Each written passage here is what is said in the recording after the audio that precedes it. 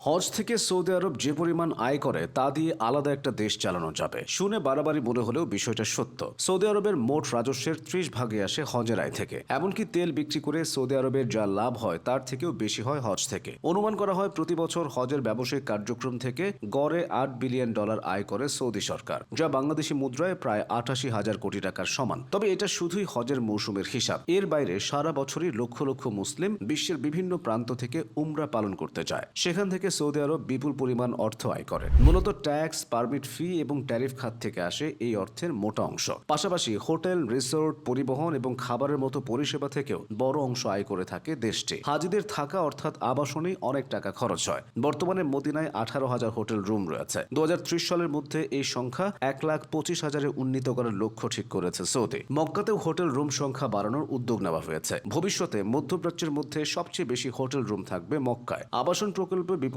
অর্থ বিনিয়োগ করে আয় করার নতুন নতুন পদ্ধতি বের করছে দেশটি। হজ থেকে আয়ের আরেকটি গুরুত্বপূর্ণ মাধ্যম হলো পরিবহন। রিয়েল এস্টেট ব্যবসার মতোই সৌদি আরবের পরিবহন ব্যবস্থা দিনকে দিন উন্নত হচ্ছে। এতে পর্যটন আকর্ষণ যেমন বাড়ছে, তেমনি হাজিদের অভ্যন্তরীণ যাত্রাও সহজ হয়েছে। বিশেষ করে Haramain high speed railway, Mecca metro ও জেদ্দা মক্কা এক্সপ্রেসওয়ের মতো প্রজেক্টগুলো হজের গতি সুগম করেছে। আর এখান থেকে সৌদি সরকারও ভীষণ লাভবান হচ্ছে। উপার্জিত হচ্ছে কারি কারি টাকা। হজ থেকে সৌদি আয়ের আরেকটি প্রধান উৎস হলো ভিসা ও প্রশাসনিক ফি। হজ পালনের জন্য প্রত্যেক দেশের মুসলিমদের ভিসা ও অন্যান্য প্রশাসনিক ফি প্রদান করতে হয়, যা সৌদি সরকারের রাজস্বে অবদান রাখে। এছাড়া বার্ষিক হজযাত্রা সৌদির ছোট ছোট ব্যবসার জন্য আয়ের অন্যতম উৎস। এসব ব্যবসার মধ্যে রয়েছে উপহার সামগ্রী বিক্রি। বিশ্বের যে প্রান্ত থেকে হজ করতে যান না কেন, আসার সময় পরিবার বা আত্মীয় স্বজনের জন্য অনেকেই উপহার সামগ্রী নিয়ে আসেন। কেনাকাটার এই বাজার হজের আয়ে ইতিবাচক প্রভাব রাখে। হজ পালন শেষ হলে হাজিরা কুরবানি করেন। কুরবানির পশু বিক্রি ও মাংস বিতরণও সৌদির কৃষি ও খাদ্য খাতের আয় বৃদ্ধি করে।